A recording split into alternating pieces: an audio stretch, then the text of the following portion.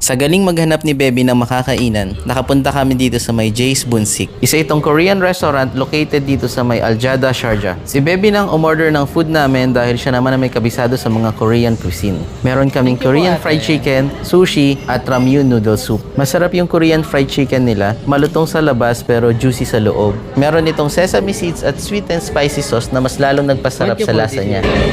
Chicken to? Para sa sushi naman, fresh at colorful ang itsura. Yung sausawan ng sushi nila ay masarap din. Usually toyo at saka mayroong ginger, pero ito parang mayonnaise at saka ketchup, pero nag-complement naman sa lasa. Pwede ding manghingi ng toyo. Nanghingi din kami kay ate pero nakalimutan lang din namin manghingi ng ginger. At yung sa ramyun noodles naman, pwedeng mag-request ng not so spicy or spicy. Yung sa amin not so spicy, saktong-sakto lang nagaganahan kang kumain.